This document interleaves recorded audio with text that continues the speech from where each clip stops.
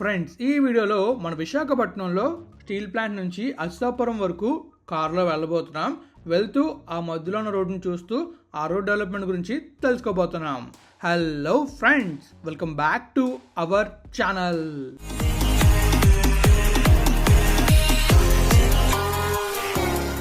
Friends, ఎంతో కష్టపడి video చేస్తున్నా. వీడియో నేస్తే లైక్ చేయలేరా? మన ఛానల్ని సబ్స్క్రైబ్ చేయలేరా? చేశారా? చేసే ఉంటారు. పదండి బ్లాగ్లో వెళ్దాం. ఫ్రెండ్స్, ఈ వీడియోలో మనం ఏం చేయబోతున్నాం అంటే, మనందరికి తెలిసిందే కదా, మన స్టీల్ ప్లాంట్ నుంచి అలా మనం అచ్యుతాపురం అయితే వెళ్ళొచ్చు. ఈ రూట్లో నేనైతే ట్రావెల్ చేశాను అనమాట. ట్రావెల్ చేసినప్పుడు ఈ రోడ్ ఎలా ఉంది అండ్ అలాగే ఈ రోడ్లో ట్రావెల్ చేస్తే మనం ఏ టైంలో వెళ్తే ఎంత ఫాస్ట్గా వెళ్తాం అనేది ఈ వీడియోలో మీకు నేను చెప్పబోతున్నాను. ఫస్ట్ మనమైతే మ్యాప్లో ఎగ్జాక్ట్గా ఎక్కడి నుంచి ఎక్కడి దాకా ట్రావెల్ చేయబోతున్నామో చూద్దాం. ఆ తర్వాత మనమైతే కంప్లీట్గా ఈ రోడ్ గురించి తెలుసుకుందాం విజువల్స్ చూస్తూ. మరి వెళ్దాం మ్యాప్లోకి. చలో. ఇక మనం మ్యాప్లోకి వెళ్ళినట్టయితే మనకు కనబడుతుంది కదా, ఇదే మన గాజువాక నుంచి ఎలమంచుల వరకు డెవలప్ చేయబోయే రోడ్డు. యాక్చువల్గా మన గాజువాక నుంచి మనమైతే స్టీల్ ప్లాంట్ రోడ్లోకి వెళ్ళి స్టీల్ ప్లాంట్ నుంచి అలా పెదమడక నుంచి పరవాడ నుంచి మన అచ్యుతాపురం జంక్షన్ నుంచి అలా పంచదార్ల మీదుగా ఎలమంచిలి వెళ్ళిన తర్వాత నేషనల్ జంక్షన్లో మనం అయితే కలుస్తాం. ఇది ఒక స్పర్ రోడ్లో ఉంటుంది నేషనల్ జంక్షన్కి. అలానే నేషనల్ జంక్షన్లో ట్రాఫిక్ మొత్తం మ్యాక్సిమం అవాయిడ్ చేసే అవకాశం ఉంటుంది ఈ రూట్లో వెళ్తే. కానీ ఏ టైంలో వెళ్తే ట్రాఫిక్ని అవాయిడ్ చేయొచ్చు అనేది నేను వీడియోలో మీకు చెప్పబోతున్నాను. ఈరోజు వీడియోలో మనం ఏం చూస్తామంటే, మన స్టీల్ ప్లాంట్ జంక్షన్ ఉంది కదా, ఇదిగోండి ఈ జంక్షన్ నుంచి అలా లోపలికి వచ్చి ఇక్కడ తెలుగుతల్లి ఫ్లేవర్ ఉంటుంది. అక్కడ రైట్ తీసుకొని అక్కడ నుంచి అలా మనం ముందుకు వచ్చేస్తే మనకి మళ్ళీ స్టీల్ ప్లాంట్ జంక్షన్ అయితే వస్తుంది. టువర్డ్స్ మన అచ్యుతాపురం వెళ్ళేది. అక్కడికి వచ్చి అక్కడ కూడా మళ్ళీ రైట్ తీసుకొని అక్కడ నుంచి అలా స్ట్రైట్గా వెళ్ళి మన అచ్యుతాపురం ఉంది కదా, అచ్యుతాపురం జంక్షన్ దాకా ట్రావెల్ చేస్తూ వెళ్ళబోతున్నాం. అండ్ అలాగే ఈ రూట్లో వెళ్తే ప్రస్తుతం మనకి రోడ్ ఎలా ఉంది అండ్ అలాగే ఆ రోడ్లో ట్రావెల్ చేయకూడదా, ఏ టైంలో ట్రావెల్ చేస్తే బాగుంటుంది అనే విషయాలు, అండ్ అలాగే ఈ రోడ్ని ఎలా డెవలప్ చేయబోతున్నారు, మన గాజువాక నుంచి మన ఎలమంచుల వరకు ఎలా డెవలప్ చేయబోతున్నారు, ఈ విషయాలని కూడా మనం అయితే ఈ వీడియోలో తెలుసుకోబోతున్నాం. మరి విజువల్ చూడడానికి వెళ్దామా? చలో. ఫ్రెండ్స్, చూసారు కదా, మీకైతే చాలా క్లియర్గా మ్యాప్లో ఎక్స్ప్లెయిన్ చేశాను మనం ఎక్కడి నుంచి ఎక్కడ ట్రావెల్ చేస్తాం అనేది. అండ్ అలాగే తెలుసు కదా ఈ రోడ్ గురించి, ఆ రోడ్ గురించి ఎక్స్ప్లెయిన్ చేస్తాను అనమాట.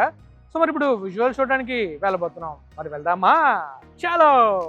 ఫ్రెండ్స్, ప్రస్తుతం మనం అయితే నేషనల్ జంక్షన్ మన విశాఖపట్నం మీదకి వెళ్తుంది కదా, ఆ హైవేలో ఉన్నాం. సో ఇక్కడ నుంచి మనం లెఫ్ట్ తీసుకున్నామంటే మనకి వైజాగ్ స్టీల్ ప్లాంట్ బోర్డు కనబడుతుంది. చాలా పెద్ద ఆర్చ్ కనబడుతుంది. ఈ ఆర్చ్ నుంచి మనం లోపలికి అయితే వెళ్ళాలి. అలా లోపలికి వెళ్ళిన తర్వాత మనం దాదాపుగా 1 to 2 కిలోమీటర్ ట్రావెల్ చేసిన తర్వాత మనకి తెలుగుతల్లి విగ్రహం అయితే వస్తుంది. అక్కడ నుంచి రైట్ తీసుకొని ఇంకొకటే రూటు అలా స్ట్రైట్కి వెళ్ళామంటే ఇంకొక సర్కిల్ జంక్షన్ అయితే వస్తుంది. అక్కడ నుంచి మనం రైట్ తీసుకుంటే అటు నుంచి మనం అలా అచ్యుతాపురం వెళ్ళొచ్చు. అలానే ఈ రూట్లోనే మనకి లెఫ్ట్లో రూట్ చూసారు కదా, ఈ లెఫ్ట్కి వెళ్ళామంటే గాజువాక వెళ్తాం. ఈ రూట్ నుంచి మనం గాజువాక నుంచి వచ్చినప్పుడు వస్తాం. అయితే మన నేషనల్ జంక్షన్లో లెఫ్ట్ తీసుకున్నాం కదా, అక్కడ లెఫ్ట్ తీసుకున్నప్పుడు మనం స్ట్రైట్గా వచ్చేస్తే అక్కడికి వస్తాం అనమాట. ఫైనల్లీ మనమైతే తెలుగుతల్లి విగ్రహం దాకా వచ్చాం. ఇక్కడ నుంచి స్ట్రైట్గా వెళ్తే ప్లాంట్కి రైట్కి వెళ్ళామంటే మనం ఎక్కడికి వెళ్తామంటే మన అచ్యుతాపురం కదా, అచ్యుతాపురం వెళ్ళే రోడ్కి అయితే వెళ్తాం. సో ఇక్కడ నుంచి మనకి ఇంకా ఒకటే రూట్ అనమాట, స్ట్రైట్గా వెళ్ళిపోవటమే. మనకి వెళ్ళే ప్రతి రూట్లో లెఫ్ట్కి రూట్ అయితే ఉంటుంది. అలా వెళ్ళామంటే ఒక్కొక్క సెక్టర్కి వెళ్తాం. స్టీల్ ప్లాంట్ మొత్తం ఒకేలా ఉంటుంది. మనం ఎలా వెళ్ళినా ప్రతి రోడ్డు మనకు ఒకలానే కనిపిస్తుంది. ప్లాంట్లో ఎవరైతే ఉంటారో వాళ్ళకి మాత్రమే క్లియర్ తెలుస్తుంది ఎలా వెళ్తే ఎక్కడికి వెళ్తాం అనేది. మనం కొత్తగా వెళ్ళామంటే ప్రతి రోడ్డు ఒకలాగే కనిపిస్తుంది. సో దానివల్ల ఏంటంటే మనం కన్ఫ్యూజ్ అయ్యే అవకాశాలు చాలా ఉంటాయి. మరి మీరు ఎప్పుడైనా ఇలా కన్ఫ్యూజ్ అయ్యారా? కామెంట్ చేశాను. మరి ఇప్పుడే మనం అల్లూరి సీతారామరాజు విగ్రహం దాటాం. ఇక్కడ నుంచి ఇంకా అలా మనం ముందుకు వెళ్ళటమే. అయితే మీరు చూస్తున్నారు కదా, మనం ఓ స్పీడ్లో వెళ్తున్నట్టు మీకు అనిపిస్తుంది. మనమైతే ఆ స్పీడ్లో వెళ్ళట్లేదు, నార్మల్ స్పీడ్లో వెళ్తున్నాం. మీరు స్లో చేసినట్టు చూసుండొచ్చు మనం ఏ స్పీడ్లో వెళ్తున్నాం అనేది. సో ఈ రూట్లోంచి మనం ఇలా వెళ్ళిపోతే మనకి సింగిల్ రోడ్ వస్తుంది. ఆ సింగిల్ రోడ్ వచ్చిన తర్వాత మనం కొంచెం ముందుకు వెళ్ళామంటే మనకి జంక్షన్ అయితే వస్తుంది. సో ఈ లెఫ్ట్ తిరిగిన తర్వాత అలా ముందుకు వెళ్ళగానే సింగిల్ రోడ్ చూసారు కదా, సేమ్ ఇలానే ఉంటుంది సింగిల్ రోడ్ అయితే. ఇక్కడ నుంచి మనం అలా ముందుకు వెళ్ళిపోతే మనకి సర్కిల్ అయితే వస్తుంది. అనుకున్నట్టుగానే మనకి 3 రోడ్ జంక్షన్ విత్ సర్కిల్ అయితే వచ్చింది. ఇక్కడ నుంచి మనం రైట్ అయితే తీసుకోవాలి. రైట్ తీసుకొని ఇంకా స్ట్రైట్గా వెళ్ళిపోయామంటే అచ్యుతాపురం దాకా వెళ్ళిపోతాం. ఈ మధ్యలోనే మనకి కొన్ని ఫార్మా కంపెనీలు అలానే చాలా చాలా పెద్ద ఊర్లు వస్తాయి. ఇక్కడ మనం చూసుకోవచ్చు, మనకి పైన ఒక బ్రిడ్జ్లో కనిపిస్తుంది కదా, అక్కడ నుంచి ట్రైన్ అయితే వెళ్తుంది. అదొక రైల్వే ట్రాక్. సో ఇప్పుడు మనం ఇంకా ఇలా ముందుకైతే వెళ్దాం. మనం ఎలా ట్రావెల్ చేస్తున్నామో మీకైతే మ్యాప్ వ్యూలో చాలా క్లియర్గా చెప్పాను. మధ్య మధ్యలో ఏ ఊర్లో వస్తాయో కూడా మీకు క్లియర్గా చెప్పాను. మరలా ఒకసారి మీరు తెలుసుకోవడానికి ఈ రూట్లో దేశపత్రునిపాలెం, పెదమడక, పరవాడ, నగరం ఇలా చాలా ఊర్లకు కనెక్ట్ అయ్యే అవకాశం ఉంటుంది. అలానే ఎన్టీపీసీ సింహాద్రి ఉంది కదా మన విశాఖపట్నం బ్రాంచ్, అక్కడికి కూడా మనం వెళ్ళొచ్చు. ఇంకా ఈ రూట్లోని మనం వెళ్ళామంటే రాంబిల్లి బీచ్కి, ఇంకా పూడిమడక బీచ్కి, ఇలా చాలా బీచ్లు కూడా మనం వెళ్ళొచ్చు. ఇదొక షార్ట్ కట్లా ఉంటుంది. కానీ చూస్తున్నారు కదా సింగిల్ రోడ్లోనే 2 లేన్లో ఉంటుంది.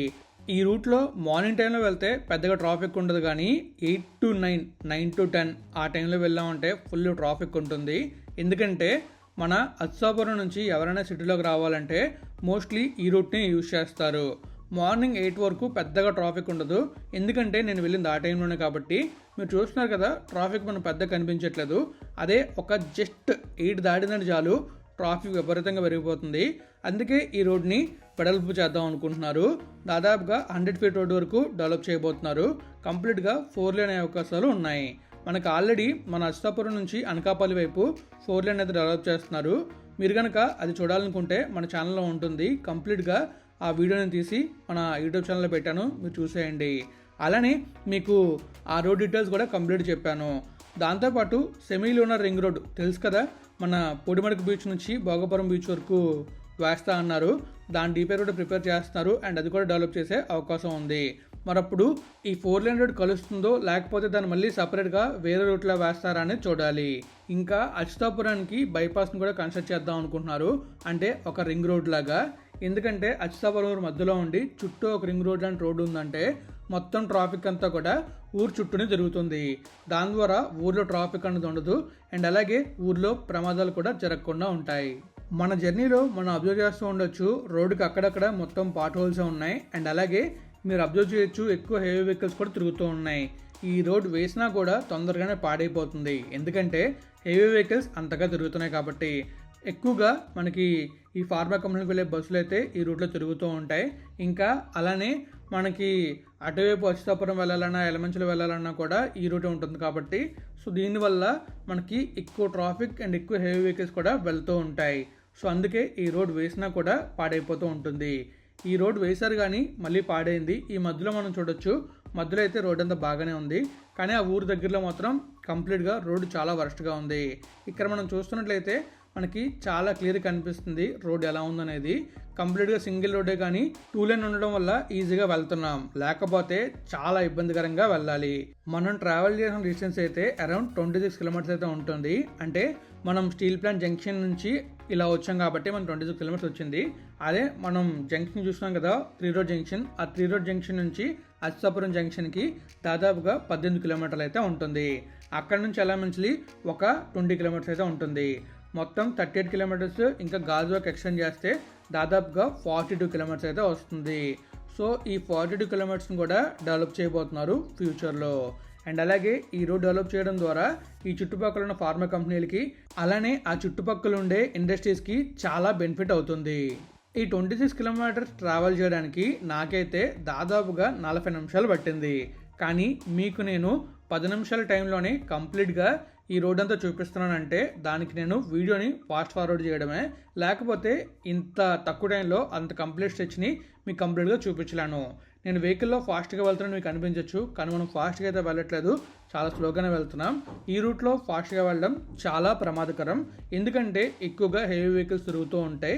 ఈ హెవీ వెహికల్స్ వల్ల మన వెహికల్ ఇంపాక్ట్ ఎక్కువగా ఉంటుంది అండ్ ఒకవేళ అది బైక్ అయితే ఇంకా చాలా ఇబ్బంది పడాలి.